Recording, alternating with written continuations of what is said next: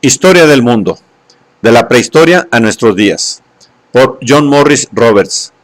38. Libro 5. La formación de la era europea. Alrededor de 1500 existían numerosos indicios de que estaba comenzando una nueva era en la historia mundial. Algunos ya se han mencionado: los descubrimientos en las Américas y los primeros pasos de la aventura europea en Asia son dos de ellos. Al principio, estos indicios reflejan la naturaleza dual de una nueva era, que cada vez más lo es de una historia verdaderamente mundial. Una era cuya trama está dominada por el asombroso éxito de una civilización entre muchas, la de Europa. Son dos aspectos del mismo proceso. Existe una interconexión cada vez más continua y orgánica entre los sucesos de todos los países, y en gran parte ello se explica por los esfuerzos de los europeos. Con el tiempo, estos se convirtieron en los dueños del planeta y usaron su dominio, en ocasiones sin saberlo, para convertir el mundo en uno. Debido a ello, a lo largo de los últimos 2 o 3 siglos, la historia mundial ha tenido una mayor identidad y unidad temática. En un pasaje célebre, el historiador inglés Thomas B. Macaulay hablaba de pieles rojas que se arrancaban la cabellera entre ellos a orillas de los grandes lagos para que un rey europeo pudiese arrebatar a un vecino una provincia que codiciaba. Esta es una faceta sorprendente de la historia en la que ahora debemos adentrarnos: el surgimiento de luchas en un mundo contra otro, en unas guerras cada vez mayores. Pero la política, la formación de imperios y la expansión militar no eran más que una pequeña parte de lo que sucedía. La integración económica del planeta era otra parte del proceso, y más importante aún, era la difusión de planteamientos e ideas comunes. El resultado sería, en una de nuestras expresiones acuñadas, un solo mundo, o algo similar. La era de las civilizaciones independientes o casi independientes había tocado a su fin. Dada la inmensa diversidad de nuestro mundo, en un primer momento esto puede parecer una exageración absolutamente engañosa. Las diferencias nacionales, culturales y raciales no dejaron de generar e inspirar conflictos espantosos. La historia de los siglos que han seguido al año 1500 puede escribirse, y a menudo está escrita, básicamente como una serie de guerras y luchas cruentas. Y es obvio que las personas que viven en países distintos no piensan de forma parecida a como lo hacían sus antecesores siglos atrás. Sin embargo, eran mucho más parecidas que sus antecesores de, pongamos, el siglo X. Y lo muestran de cientos de maneras, que van desde las formas de vestir hasta las maneras en que se ganan la vida y organizan sus sociedades. Los orígenes, el alcance y los límites de este cambio configuran gran parte de la historia que narramos. Esta historia es producto de algo que todavía está en curso en muchos lugares, y en ocasiones denominamos modernización. Durante siglos ha consistido en la erosión de las diferencias entre culturas, y es la expresión más profunda y fundamental de la creciente integración de la historia mundial. Otra manera de describir este proceso es decir que el mundo se ha europeizado, puesto que la modernización es, por encima de todo, una cuestión de ideas y técnicas en su origen europeas. El hecho de si modernización es lo mismo que europeización, o como se dice a menudo, occidentalización, no se abordará en esta obra. A veces, tan solo es una cuestión de preferencias léxicas. Lo que es obvio es que, cronológicamente, fue con la modernización de Europa que se inició la unificación del mundo. Un profundo cambio en Europa fue el punto de partida de la historia moderna. 1. Un nuevo tipo de sociedad, los inicios de la Europa moderna. Historia moderna es un término bien conocido, pero no siempre significa lo mismo. Hubo un tiempo en que la historia moderna era lo que había sucedido desde la historia antigua, cuyo objeto era la historia de los fenicios, griegos y romanos. Este es un sentido que se usaba, por ejemplo, en mi época, para definir una carrera en Oxford centrada en la Edad Media. Más tarde pasó a distinguirse también de la historia medieval. Actualmente se precisa aún más, ya que los historiadores han comenzado a hacer distinciones dentro de ella y en ocasiones hablan de un periodo moderno inicial. Con ello, en realidad, están centrando nuestra atención en un proceso, dado que aplican el término a la era en que surgió un nuevo mundo atlántico, distinguiéndose de una cristiandad de la Edad Media dominada por la tradición agraria, supersticiosa y confinada en Occidente, lo cual tuvo lugar en diferentes momentos en los distintos países. En Inglaterra sucedió muy rápidamente. En España, el paso aún no se había completado hacia 1800, mientras que en gran parte de Europa Oriental, el proceso apenas se había iniciado un siglo más tarde. Sin embargo, la realidad del proceso es obvia, pese a la forma tan irregular en que se manifestó. También lo es su importancia, dado que sentó los cimientos de una hegemonía europea en el mundo. Un punto de partida útil para reflexionar sobre sus implicaciones es comenzar con la simple y evidente verdad de que durante la mayor parte de la historia del hombre, la vida de la mayoría de las personas ha sido cruel y ha estado profundamente determinada por el hecho de que tenían pocas o ninguna elección en cuanto a la manera en que podían conseguir cobijo y alimentos suficientes para sí mismos y para sus familias. La posibilidad de que las cosas fuesen distintas no ha sido concebible hasta épocas recientes para una minoría de la población del mundo y ha llegado a ser una realidad para un número sustancial de personas únicamente, con ciertos cambios en la economía de la Europa de los inicios de la era moderna, en su mayor parte al oeste del Elba. La Europa medieval, al igual que la mayor parte del mundo en aquella época, todavía consistía en sociedades en las que los excedentes de producción que superaban las necesidades de consumo se obtenían básicamente de aquellos que los producían, los campesinos, por parte de instituciones sociales o jurídicas, y no a través de operaciones en el mercado. Cuando podemos reconocer la existencia de una Europa moderna, esto ha cambiado. La extracción y movilización de estos excedentes se han convertido en una de las tareas de la entidad destacada, a menudo etiquetada como capitalismo, la cual opera básicamente a través de transacciones comerciales en unos mercados de creciente complejidad. Podemos seguir algunos de estos cambios de un modo que no era posible en el caso de los anteriores, porque contamos por primera vez con datos cuantificados, abundantes y continuos. En un sentido importante, los datos históricos son mucho más informativos en los últimos 4 o 5 siglos. Son sumamente más estadísticos. Con ello, los cálculos se ven facilitados. La fuente del nuevo material estadístico era a menudo el gobierno. Por muchos motivos, los gobiernos querían saber cada vez más acerca de los recursos y los posibles recursos que tenían a su disposición. Además, los registros privados, sobre todo acerca de negocios, también nos ofrecen más datos numéricos a partir de 1500. La multiplicación de las copias, cuando el papel y la impresión se generalizan, significan que la posibilidad de su conservación se incrementa enormemente. Aparecieron las técnicas comerciales que requerían la publicación de los datos en impresos cotejados, los movimientos de barcos o los boletines de precios, por ejemplo.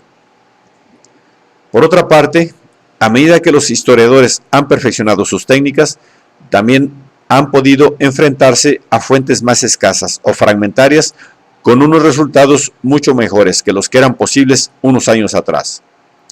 Todo ello ha proporcionado más conocimientos sobre el alcance y la forma del cambio en la Europa moderna inicial. Si bien hay que ir con tiento para no exagerar ni el grado de precisión que dichos materiales permiten, ni lo que se puede extraer de ellos. Durante mucho tiempo, la recopilación de materiales estadísticos de calidad ha resultado muy difícil. Incluso preguntas bastante elementales como, por ejemplo, ¿quién vivía en un determinado lugar? No se ha podido responder con precisión hasta fechas recientes. Uno de los grandes objetivos de los monarcas reformadores del siglo XVIII era simplemente elaborar relaciones exactas de las tierras que albergaban sus estados, mediciones catastrales, como las llamaban, o incluso averiguar cuántos súbditos tenían. En Gran Bretaña no se inició el primer censo hasta 1801, casi 8 siglos después del Domesday Book. Francia no contó con el primer censo oficial hasta 1876, y el Imperio Ruso no tuvo el único de que dispuso hasta 1897. En realidad, esta aparición tan tardía no debe sorprendernos. Un censo o un recuento requiere un aparato administrativo complejo y fiable, y puede suscitar una fuerte oposición, ya que cuando un gobierno recaba nuevos datos, a menudo ello implica nuevos impuestos. Tales dificultades se ven enormemente incrementadas cuando la población es analfabeta, como era el caso de la población europea durante gran parte de la historia moderna. Por otro lado, los materiales estadísticos nuevos pueden generar el mismo número de problemas históricos que son capaces de resolver. Pueden revelar una inmensa diversidad de fenómenos contemporáneos que a menudo dificulta las generalizaciones. Ahora es mucho más difícil decir algo sobre el campesinado francés del siglo XVIII, ya que las investigaciones han puesto de relieve la diversidad que oculta ese simple término y que tal vez no existía un campesinado francés, sino varios tipos distintos. Por último, las estadísticas también pueden ilustrar hechos sin arrojar luz alguna sobre sus causas. No obstante, a partir de 1500 estamos cada vez más en una época de mediciones, y el efecto global de ello es que resulta más fácil formular declaraciones defendibles sobre lo que pasaba entonces que hacerlo respecto a periodos anteriores o acerca de otros lugares. La historia demográfica es el ejemplo más obvio. A finales del siglo XV, la población europea se encontraba al borde de iniciar el crecimiento que se ha mantenido desde entonces. A partir de 1500 podemos distinguir a grandes rasgos dos fases. Hasta aproximadamente mediados del siglo XVIII, el incremento de la población fue relativamente lento y estable, a excepción de algunas importantes interrupciones locales y temporales. Ello corresponde aproximadamente a los inicios de la Europa moderna y ha sido uno de los factores que la han caracterizado. En la segunda fase se produjeron un incremento muy acelerado y grandes cambios. Ahora solo nos interesa la primera fase, porque reguló la manera en que se modeló la Europa moderna. Los datos y tendencias generales dentro de esta fase son bastante claros.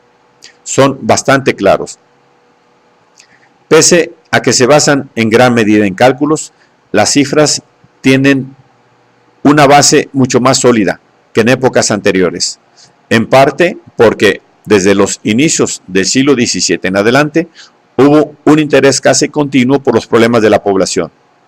Ello contribuyó a la fundación de las ciencias de la estadística, en aquellos tiempos denominada aritmética política, a finales del siglo XVII, sobre todo en Inglaterra.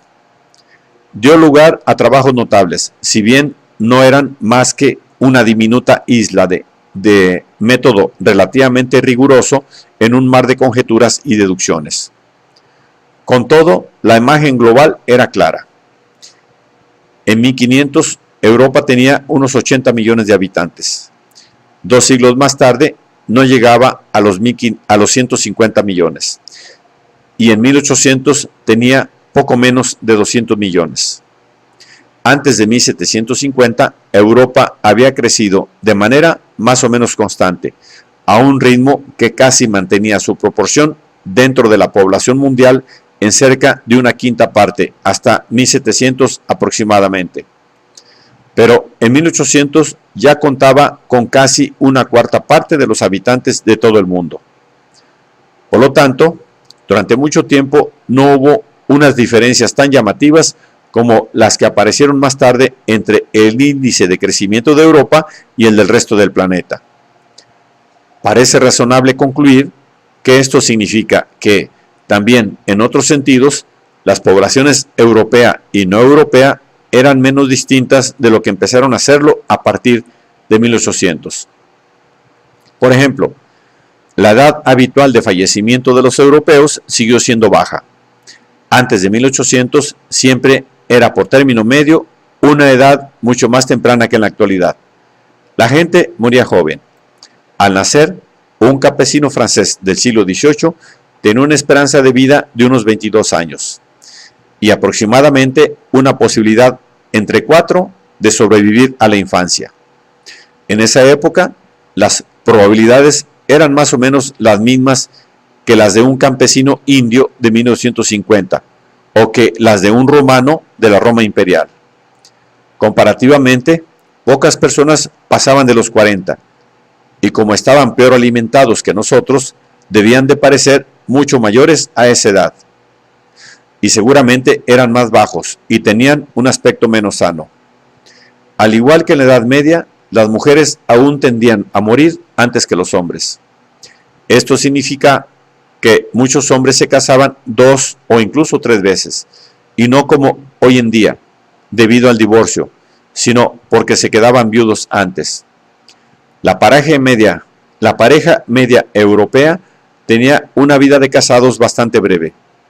Al oeste de una línea trazada más o menos desde el Báltico hasta el Adriático, el periodo conyugal era más corto que al este de dicha línea, porque los que vivían tendían a casarse por primera vez con más de 20 años.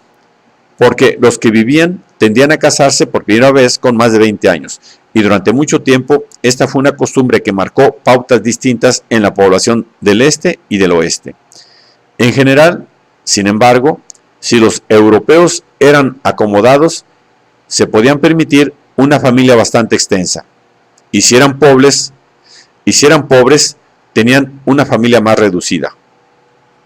Hay pruebas deductivas claras de que en el siglo XVII, en ciertos lugares, ya existía alguna forma de limitación familiar y de que para lograr dicha limitación se usaban métodos distintos del aborto y del infanticidio. Aún así, se necesitan más datos culturales y económicos para explicar este mismo tema. Se trata de uno de los ámbitos en los que una sociedad mayoritariamente analfabeta es casi impenetrable históricamente. Podemos decir muy poco con certeza acerca del control de la natalidad en aquella época, y menos aún sobre sus implicaciones, si las había, en cuanto a las maneras en que en los inicios de la Europa moderna las personas pensaban sobre sí mismas y sobre el control que tenían sobre sus vidas. Globalmente, la demografía también reflejaba un predominio económico constante de la agricultura. Durante mucho tiempo, esta produjo tan solo un poco más de alimentos que los que se necesitaban, y solamente podía alimentar a una población que creciese despacio. En 1500, Europa todavía era un continente básicamente rural, de pueblos donde la gente vivía a un nivel de subsistencia bastante bajo. Según nuestros baremos, parecería bastante vacía. La población de Inglaterra, que era densa en relación con su superficie y en comparación con el resto del continente, en 1800 no era más que una sexta parte de la actual. En Europa Oriental había extensas zonas despobladas para las que los gobernantes buscaban ávidamente pobladores, fomentando la inmigración de numerosas maneras. Pese a todo, muchos pueblos y ciudades lograron crecer en número y en tamaño, y una o dos de ellas de forma espectacularmente más rápida que la población global. Ámsterdam alcanzó un total de 200.000 habitantes en el siglo XVIII. La población de París probablemente se duplicó entre 1500 y 1700, creciendo hasta alcanzar casi el medio millón de habitantes. Y Londres superó a París al pasar de 120.000 habitantes a casi 700.000 en esos dos mismos siglos. Por supuesto, en la población mucho más reducida de Inglaterra. Eso significó un paso mucho más grande hacia una vida urbana. Un significativo vocablo nuevo entró en uso en inglés: suburbios. En cambio, no es fácil generalizar sobre las poblaciones medianas y pequeñas.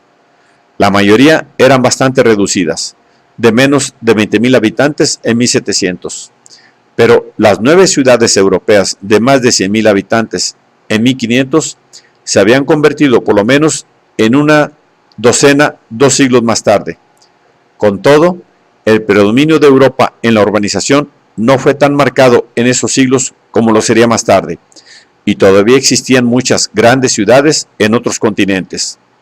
México, por ejemplo, superaba a todas las ciudades europeas del siglo XVI con sus 300.000 habitantes. La urbanización y el crecimiento de la población no se extendían de manera uniforme. En aquella época, Francia seguía siendo el país más grande de Europa. En 1700 tenía cerca de 21 millones de habitantes, mientras que Inglaterra y Gales contaban con solo unos 6 millones. Pero no es fácil hacer comparaciones, porque los cálculos son mucho menos fiables en unas zonas que en otras, ya que los cambios en las fronteras a menudo hacen que sea difícil saber qué hay tras un mismo nombre de distintas formas. Algunos países vivieron sin duda épocas de estancamiento o incluso retrocesos en el crecimiento de la población causados por una serie de desastres en el siglo XVII. España, Italia y Alemania sufrieron grandes brotes epidémicos en la década de 1630 y se registraron otros focos locales, como la Gran Plaga de Londres de 1665.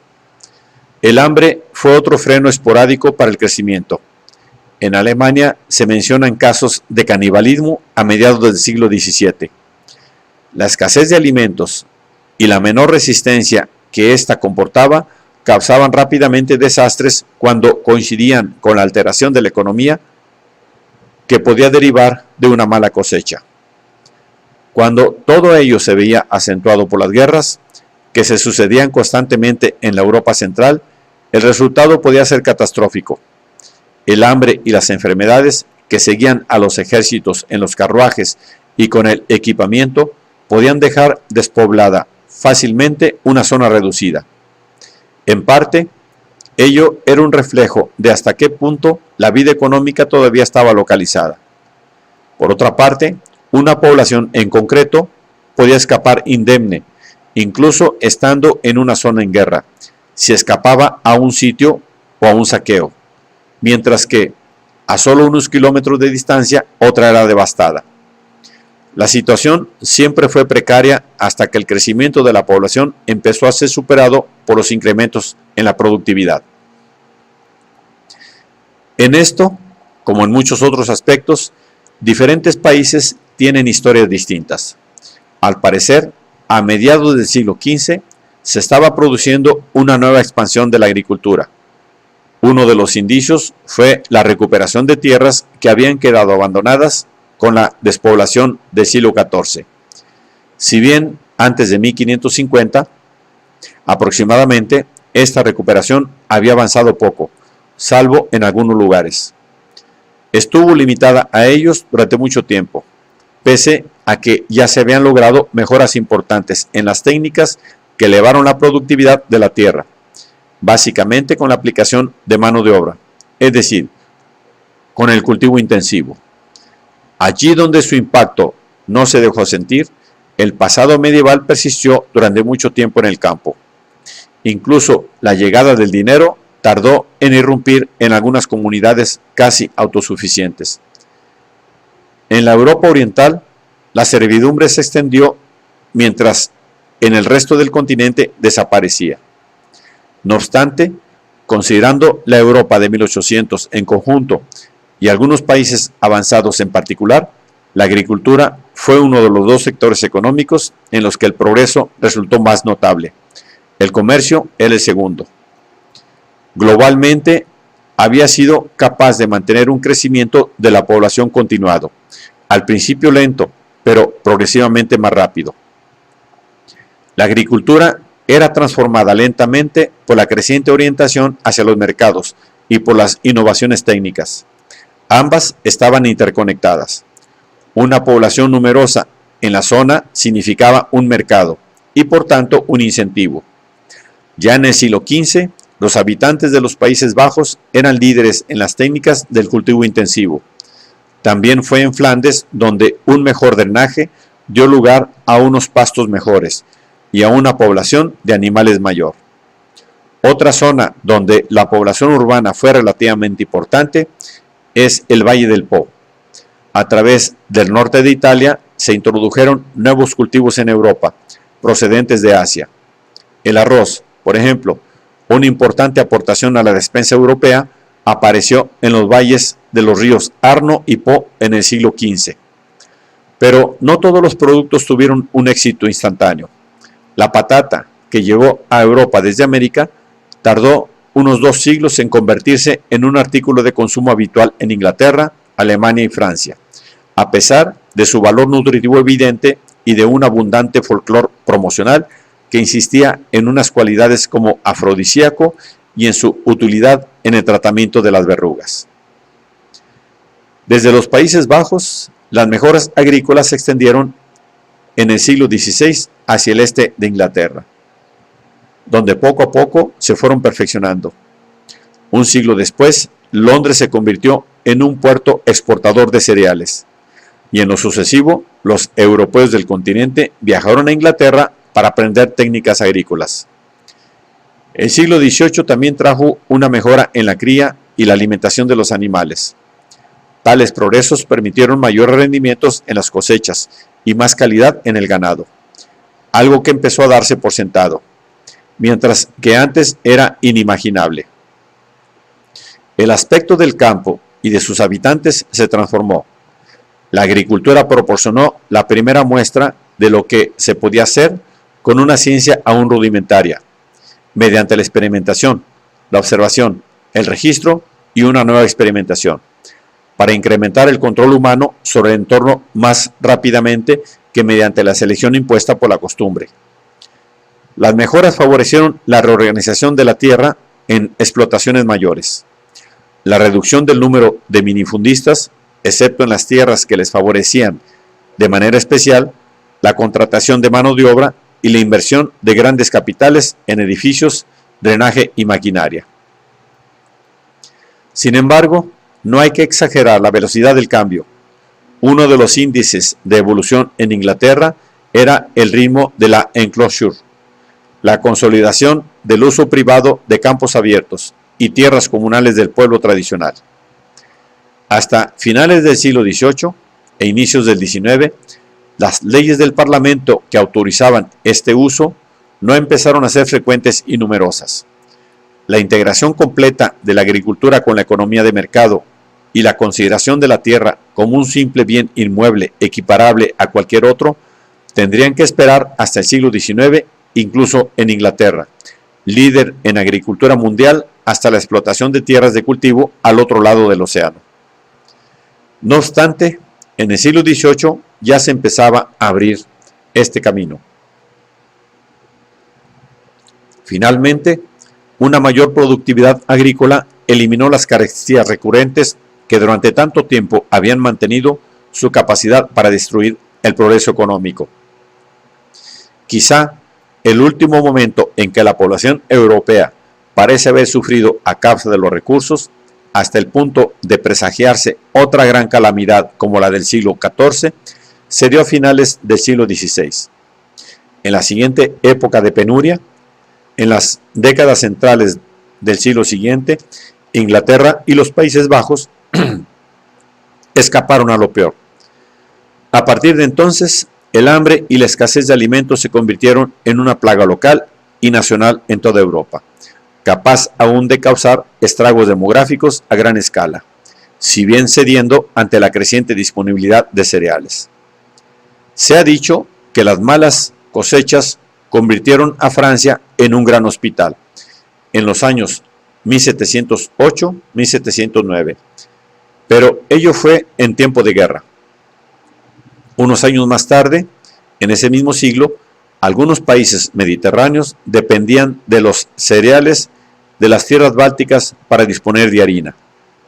Es cierto que tendría que pasar mucho tiempo antes de que las importaciones fuesen un recurso garantizado. A menudo no llegaban lo bastante rápido, sobre todo cuando se precisaba un transporte terrestre. Algunas zonas de Francia y Alemania sufrieron carestía incluso en el siglo XIX, pese a que un siglo antes la población francesa había crecido más rápidamente que la producción, de modo que el nivel de vida de buena parte de la población gala en realidad bajó. En cambio, en el caso del campesino rural inglés, una parte de ese siglo se recordaría más tarde como una edad de oro, con pan de trigo en abundancia e incluso carne en la mesa. A finales del siglo XVI, una de las respuestas a la presión confusamente percibida de una población en expansión sobre unos recursos que crecían lentamente fue promover la inmigración. Hacia 1800, los europeos habían aportado mucho a la colonización de las tierras de ultramar. En 1751, un norteamericano reconocía que su continente albergaba 1 millón de personas de origen británico. Los cálculos modernos indican que unos 250.000 emigrantes británicos se fueron al Nuevo Mundo en el siglo XVII y 1.5 millones lo hicieron en la centuria siguiente. En Norteamérica también había alemanes, unos 200.000, y algunos franceses en Canadá. Parece razonable suponer que hacia 1800 cerca de 2 millones de europeos se habían trasladado a América, al norte del río Bravo. Al sur del mismo había unos 100.000 españoles y portugueses. El temor a no tener bastante de qué comer en casa ayudó a iniciar estas grandes migraciones y refleja la preeminencia constante de la agricultura en el pensamiento sobre la vida económica. En la estructura y la escala de todos los grandes sectores de la economía europea hubo importantes cambios durante 3 siglos, pero en torno a 1800, al igual que en 1500, el sector agrícola aún predominaba incluso en Francia e Inglaterra, los 2 países occidentales más grandes donde el comercio y las manufacturas habían progresado sustancialmente. Además, la población dedicada a la industria, de forma totalmente independiente de la agricultura, no constituía en ningún país más que una minúscula parte de la población total. Los cerveceros, tejedores y tintoreros dependían de ella, mientras que muchos de los campesinos y horticultores también hilaban, tejían o comerciaban con artículos en el mercado. Aparte de la agricultura, solo en el sector comercial podemos observar un cambio generalizado. En este ámbito se aprecia una aceleración visible del ritmo a partir de la segunda mitad del siglo XV. Europa estaba recuperando parte del vigor comercial que había mostrado en el siglo XVIII en escala, técnica y dirección. Nuevamente existe una conexión con el crecimiento de los pueblos y las ciudades. Ambos necesitaban y proporcionaban un medio de vida para los especialistas. Las grandes ferias y mercados de la Edad Media se mantenían, al igual que las leyes medievales sobre la usura y las prácticas restrictivas de los gremios. No obstante, antes de 1800 surgió un mundo comercial completamente nuevo.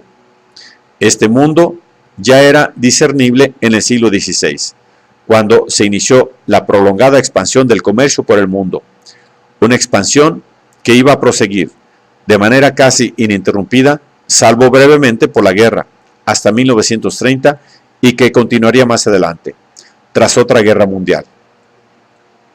Empezó con el traslado del centro de gravedad económico desde la Europa meridional hacia la del noroeste, del Mediterráneo al Atlántico, lo cual ya se ha señalado. Los trastornos políticos y las guerras, como la que arruinó a Italia a principios del siglo XVI, contribuyeron a este cambio, favorecido asimismo por conflictos breves pero cruciales, como la persecución de los judíos llevada a cabo por los portugueses, que provocó la partida de muchos de ellos, llevándose sus dotes para el comercio a los Países Bajos, aproximadamente en la misma época. El gran triunfo comercial del siglo XVI radicó en Amberes, pese a que fracasó al cabo de unas décadas debido a los desastres políticos y económicos. Un siglo más tarde lo superaron Ámsterdam y Londres. En ambos casos, un comercio activo basado en un territorio bien poblado proporcionaba beneficios para una diversificación en industria manufacturera, servicios y banca. En la banca, la vieja supremacía de las ciudades italianas medievales pasó primero a Flandes y a los banqueros alemanes del siglo XVI y posteriormente a Holanda y Londres. El Banco de Ámsterdam e incluso el Banco de Inglaterra, fundados tardíamente en 1694, pronto se erigieron en potencias económicas internacionales. A su alrededor se agrupaban otros bancos y casas mercantiles que realizaban operaciones de crédito y finanzas. Los tipos de interés cayeron y el uso de la letra de cambio, un invento medieval, experimentó una fuerte expansión, convirtiéndose en el principal instrumento financiero para el comercio internacional. Ello supuso el comienzo del aumento del uso del papel en lugar de los lingotes de oro y plata.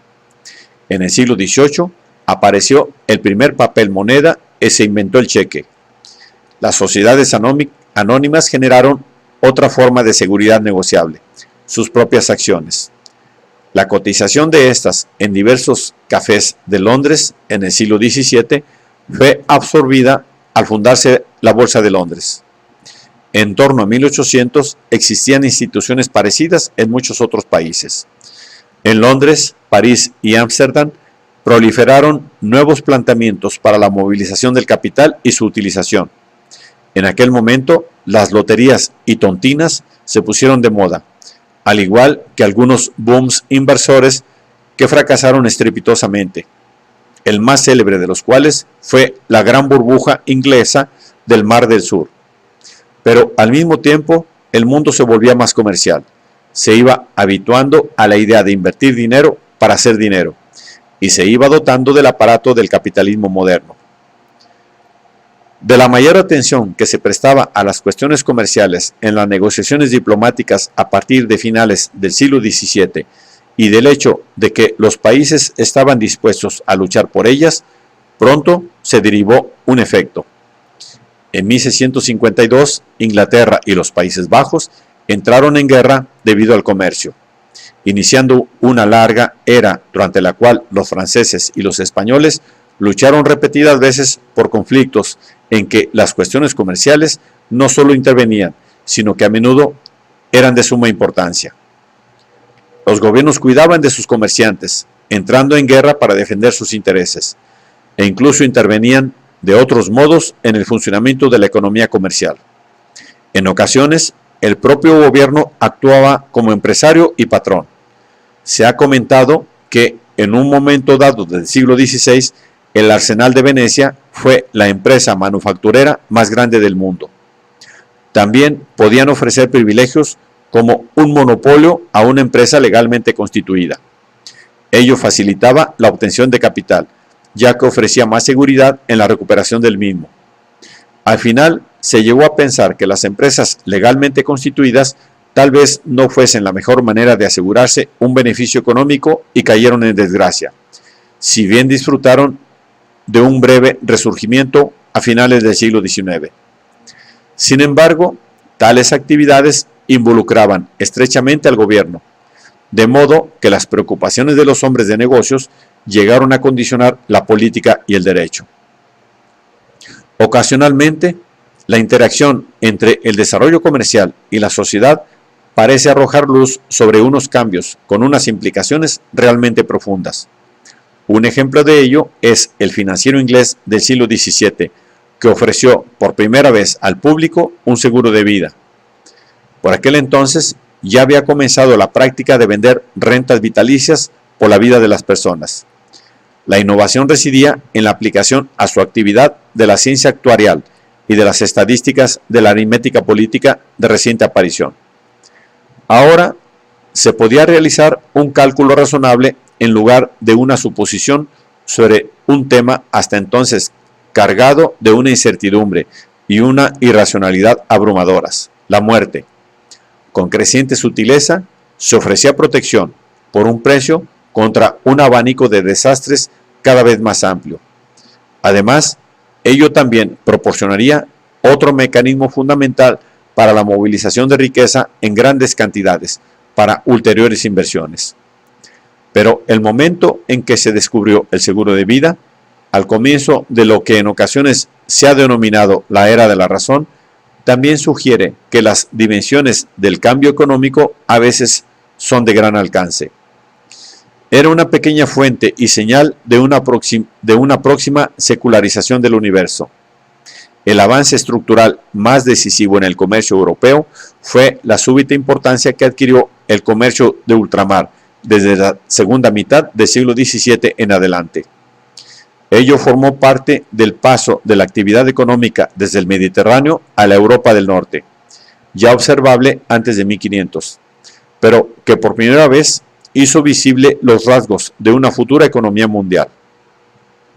Hasta alrededor de 1580, no obstante, estos eran definidos básicamente por los pueblos ibéricos, que no solo dominaban el comercio con América del Sur y el Caribe, sino que a partir de 1564 impulsaron también viajes regulares de galeones de Manila, entre Acapulco y las Filipinas. De este modo, China entró en contacto comercial con los europeos desde más al este, incluso cuando los portugueses se establecieron allí desde el norte, desde el oeste. El comercio mundial empezaba a eclipsar el viejo comercio mediterráneo. Hacia finales del siglo XVII, cuando el comercio cerrado de España y Portugal con sus colonias transatlánticas todavía era importante y el comercio marítimo estaba dominado por los holandeses y por unos rivales cada vez más poderosos, los ingleses. El éxito de los holandeses se debía a su abastecimiento de arenques salados a los mercados europeos y a la posesión de una nave de carga particularmente eficiente, el flyboat, llamado filibote por los españoles. Con estas naves, los holandeses dominaron por primera vez el comercio en el Báltico y desde ahí avanzaron para convertirse en los transportistas de Europa.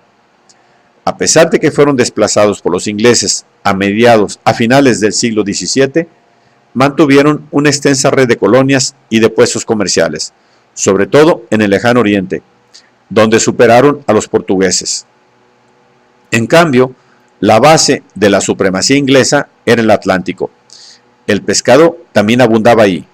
Los ingleses capturaban el nutrido bacalao en los bancos de Terranova, lo secaban y lo salaban en la costa, y más tarde lo vendían en los países mediterráneos, donde había una gran demanda de pescado debido a la práctica de la abstinencia los viernes. El bacalao todavía se encuentra en las mesas de Portugal y del sur de España, una vez que se deja atrás la costa, más turística.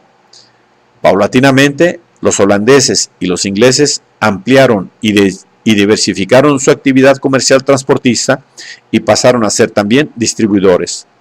Francia tampoco quedó excluida de la carrera. Su comercio por mar se duplicó durante la primera mitad del siglo XVII. Las poblaciones en crecimiento y la relativa seguridad de un transporte adecuado, por mar siempre ha sido más barato que por tierra, conformaron poco a poco un comercio internacional de cereales. La propia construcción de barcos impulsó la circulación de artículos como la brea, el lino y la madera, materias primas, primero del comercio báltico y más tarde importantes para la economía de Norteamérica. Estaba en juego mucho más que el consumo europeo. Todo ello tuvo lugar en el marco de la formación de los imperios coloniales. Hacia el siglo XVIII ya estamos en presencia de una economía oceánica y de una comunidad mercantil internacional que realiza negocios y que lucha y conspira por ellos en todo el mundo. En esta economía desempeñaron un papel cada vez más destacado los esclavos. La mayoría eran africanos negros. Los primeros que fueron llevados a Europa se vendieron en Lisboa en 1444. En la propia Europa, la esclavitud casi había desaparecido, aunque los europeos aún eran capturados y vendidos como esclavos por los árabes y los turcos. En adelante, experimentaría una gran expansión en otros continentes. En 2 o 3 años, los portugueses vendieron más de 1000 esclavos negros y pronto fundaron una factoría permanente para su comercio en África Occidental. Estas cifras muestran el precoz descubrimiento de la rentabilidad del nuevo tráfico, pero no reflejan la escala de lo que vendría más adelante. Lo que ya era evidente era la brutalidad del negocio. Los portugueses observaron que la captura de niños suponía normalmente el apresamiento dócil de los padres y la complicidad de los africanos en el mismo. Cuando la búsqueda de esclavos pasó a efectuarse más al interior, fue fácil contar con potentados que reunían a los esclavos y los vendían en grandes grupos. Durante mucho tiempo, Europa y los asentamientos portugueses y españoles de las islas atlánticas se llevaron a casi todos los esclavos procedentes de África Occidental. Más tarde hubo un cambio. A partir de mediados del siglo XVI, los esclavos africanos eran embarcados en el Atlántico con destino a Brasil, las islas caribeñas y América del Norte. Fue así como el comercio entró en un largo periodo de gran crecimiento, cuyas consecuencias demográficas, económicas y políticas aún persisten hoy en día. Los esclavos africanos no fueron en absoluto los únicos importantes en la historia moderna, como tampoco los europeos fueron los únicos traficantes de esclavos. Sin embargo, la esclavitud negra, basada en la venta de africanos por parte de otros africanos a portugueses, ingleses, holandeses y franceses, y en su posterior venta a otros europeos de las Américas, es un fenómeno cuyas repercusiones fueron mucho más profundas que la esclavización de europeos por parte de otomanos o de africanos por parte de árabes. Las cifras de personas esclavizadas también parecen más fáciles de determinar, aunque solo sea de manera aproximada. Gran parte del trabajo que hizo posible y viable la existencia de las colonias americanas fue realizado por esclavos negros, aunque por razones climáticas la población esclava no estuvo distribuida uniformemente entre ellas. La gran mayoría de los esclavos siempre trabajaron en la agricultura o el servicio doméstico. No era habitual encontrar artesanos negros o más tarde trabajadores negros en las fábricas. La trata de esclavos también fue muy importante desde el punto de vista comercial.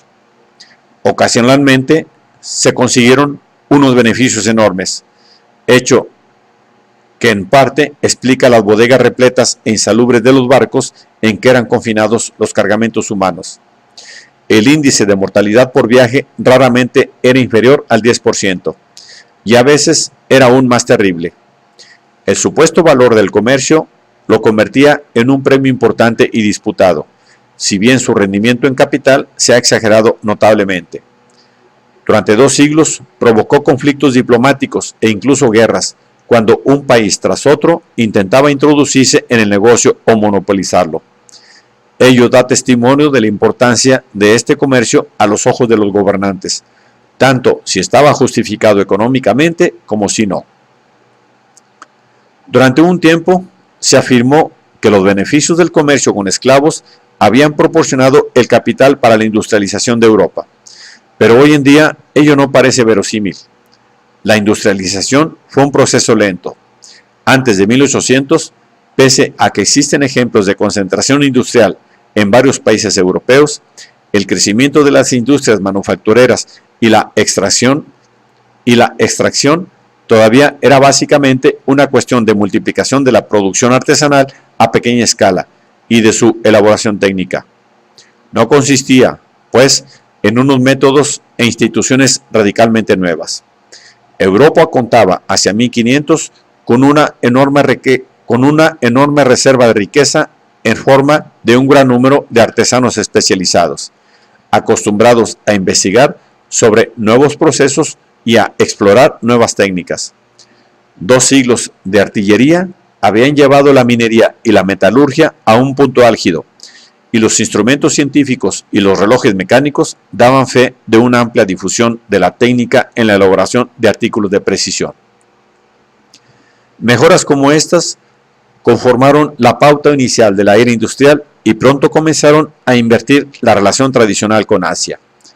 Durante siglos, la artesanía oriental había deslumbrado a los europeos por su pericia y por la calidad de su trabajo. Los tejidos y la cerámica asiática gozaban de una superioridad que ha pervivido en nuestro vocabulario cotidiano. Porcelana china, muselina, percal o shantung son todavía hoy palabras habituales. En el siglo XIV y XV, la supremacía en algunas formas de artesanía se había trasladado a Europa, en particular en materia de técnicas mecánicas y de ingeniería. Los potentados asiáticos empezaron a buscar a europeos que pudiesen enseñarles a fabricar armas de fuego eficientes. Incluso coleccionaban juguetes mecánicos corrientes en las ferias de Europa. Esta inversión de los roles se basó en la acumulación en Europa de técnicas relacionadas con actividades tradicionales y su extensión a otros ámbitos. Ello sucedía normalmente en las ciudades. Los artesanos solían viajar de una población a otra según la demanda, tanto que es fácil verlo.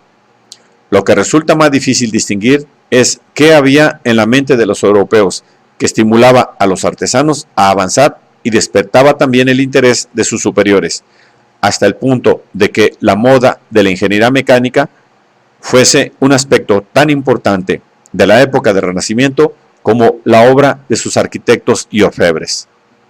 Al fin y al cabo, esto no sucedió en ningún otro lugar. Las primeras zonas industriales se formaron por aumento, no solo en torno a los centros de las manufacturas europeas ya establecidas, como los textiles o la cerveza, y estrechamente vinculadas a la agricultura, sino también en el campo. Esta tendencia prosiguió durante mucho tiempo. Las antiguas actividades comerciales crearon concentraciones de industria de apoyo. Amberes había sido el gran puerto de entrada de las telas inglesas. Debido a ello, en la ciudad aparecieron talleres de acabado y teñido para reelaborar los artículos que entraban por el puerto. Mientras en la campiña inglesa, los comerciantes de lana marcaron la pauta inicial del crecimiento industrial al colocar a los campesinos, hiladores y tejedores las materias primas que necesitaban. La presencia de minerales fue otro factor localizador. La minería y la metalurgia eran las principales actividades industriales independientes de la agricultura y estaban muy dispersas. Pero las industrias podían estancarse o incluso hundirse. Al parecer, es lo que sucedió en Italia. Su preeminencia industrial medieval desapareció en el siglo XVI, mientras que la de los Países Bajos flamencos y la de Alemania occidental y meridional, el antiguo corazón carolingio, pervivieron otra centuria, hasta que fue evidente que Inglaterra, los Países Bajos holandeses y Suecia eran los nuevos líderes en estas manufacturas. En el siglo XVIII, las industrias de extracción rusas se incorporaron a la lista de las existentes en países industriales. Para entonces, otros factores empezaban a entrar en juego. La ciencia organizada era impulsada a implicarse en las técnicas industriales, y la política del Estado modelaba la industria tanto consciente como inconscientemente. Obviamente, la imagen a largo plazo de la expansión y el crecimiento globales requiere una gran definición. Pudieron darse unas fluctuaciones extremas incluso en el siglo XIX, cuando una mala cosecha podía comportar una gran demanda de fondos en los bancos y una reducción de la demanda de bienes manufacturados de la suficiente envergadura como para ser calificada de depresión. Ello reflejaba el creciente desarrollo e integración de la economía, pero podía causar nuevas formas de tensión. Poco después de 1500, por ejemplo, se empezó a notar que los precios subían a un ritmo nunca antes visto. Localmente, esta tendencia fue muy aguda, hasta duplicarse los precios en un año. Pese a que nada parecido a esta proporción se mantenía en ningún lugar durante cierto tiempo, parece que el efecto general fue que en Europa los precios se multiplicaron por 4 en un siglo. Dada la inflación del siglo XX, ello no resulta sorprendente. Pero entonces era algo nuevo y tuvo grandes y graves repercusiones. Algunos propietarios se beneficiaron y otros salieron perjudicados. Hubo propietarios de tierras que reaccionaron subiendo las rentas e incrementando al máximo los rendimientos de sus derechos feudales. Otros tuvieron que vender. En este sentido, la inflación propició la movilidad social, como sucede a menudo.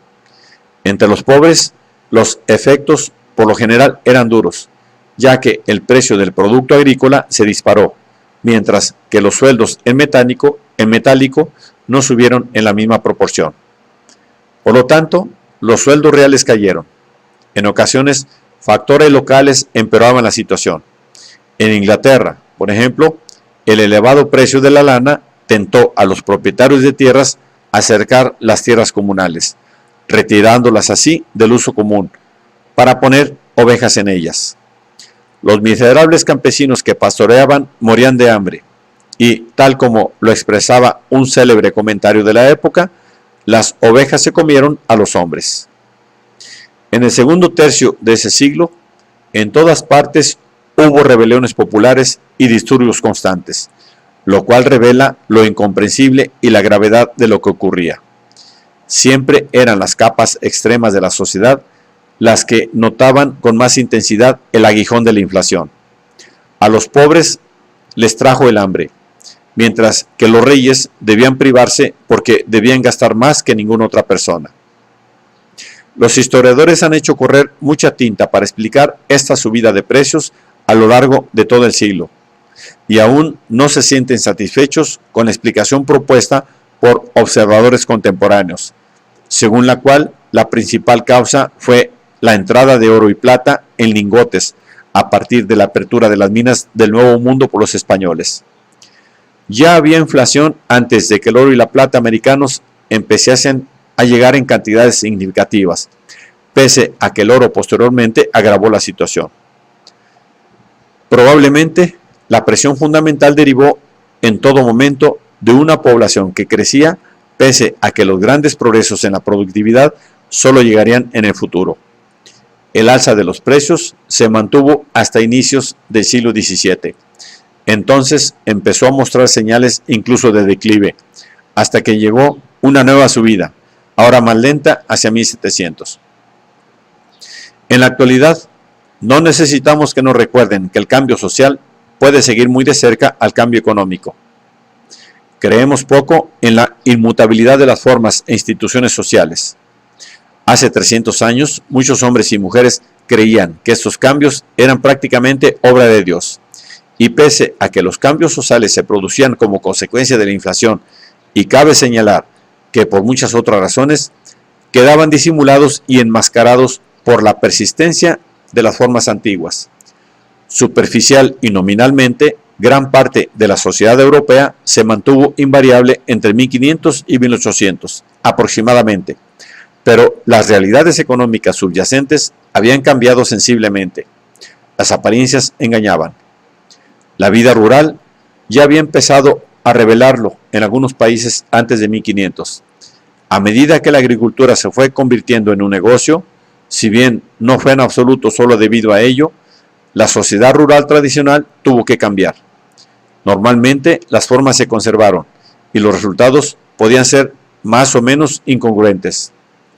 La categoría de señor feudal todavía existía en Francia en la época de 1780, pero en esa época era más un mecanismo económico que una realidad social. El señor podía no ver nunca a sus arrendatarios, no ser de sangre noble y no obtener nada de su título salvo unas sumas de dinero que representaban su derecho sobre el trabajo, el tiempo y el rendimiento de sus arrendatarios. Ello reflejaba en parte una alianza entre los gobernantes y los nobles para beneficiarse del nuevo mercado de grano y madera ante la población creciente de la Europa occidental y meridional. Ataban los campesinos a la tierra y les exigían unos servicios en trabajo cada vez más elevados. En Rusia, la servidumbre se convirtió en la base misma de la sociedad. En cambio, en Inglaterra, incluso el feudalismo comercializado que existía en Francia había desaparecido mucho antes de 1800. y el estatus de noble no confería ningún privilegio jurídico aparte de los derechos de los lores a ser convocados en un parlamento. Su otro distintivo legal era que, al igual que la mayoría de los demás súbditos del rey Jorge III, no podían votar en la elección de un miembro del parlamento. La nobleza inglesa era muy reducida. Incluso después de ser reforzada con los lores escoceses, a finales del siglo XVIII, la Cámara de los Lores contaba con menos de 200 miembros hereditarios, cuyo estatus social solo podía ser transmitido a un solo sucesor. En Gran Bretaña no había una clase extensa de hombres y mujeres nobles que gozasen de amplios privilegios jurídicos que los separasen del resto de la población, tal como existía casi universalmente en toda Europa. En Francia, en vísperas de la Revolución, había quizá 250.000 de nobles. Todos ellos tenían destacados derechos jurídicos y formales. El orden legal equivalente en Inglaterra podría haberse reunido cómodamente en el vestíbulo de una facultad de Oxford y tenían unos derechos proporcionalmente menos destacados. En cambio, la riqueza y la influencia social de los terratenientes ingleses eran inmensas.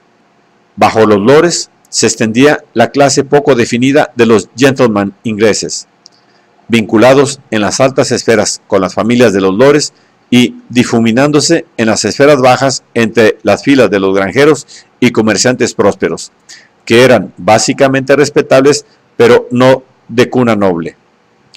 Su permeabilidad fue de sumo valor para fomentar la cohesión y la movilidad sociales.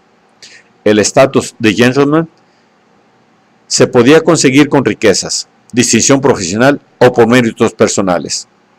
En esencia, era una cuestión de un código de comportamiento compartido, que aún reflejaba el concepto aristocrático de honor, pero ahora civilizado por la eliminación de su exclusivismo, sus goticismos y sus bases jurídicas. En los siglos XVII y XVIII, la noción de gentleman pasó a ser una de las influencias culturales formativas de la historia inglesa. De hecho, las jerarquías gobernantes eran distintas de un país a otro. Se observan contrastes en toda Europa, pero no se sacaría nada en claro de ello. No obstante, hacia 1700, en muchos países se aprecia una tendencia general hacia el cambio social que hizo mella en las viejas formas. En los países más avanzados, introdujo nuevas ideas sobre lo que constituía el estatus y cómo debía reconocerse. Si bien no fue completo, hubo un paso de los vínculos personales a unas relaciones de mercado como una manera de definir los derechos y las expectativas de las personas, así como un paso de una visión corporativa de la sociedad a otra individualista. Ello se apreciaba en particular en las Provincias Unidas, la república que surgió en los Países Bajos holandeses durante esa época. En efecto, estaba gobernada por comerciantes, sobre todo por los de Ámsterdam, el centro de Holanda, su provincia más rica.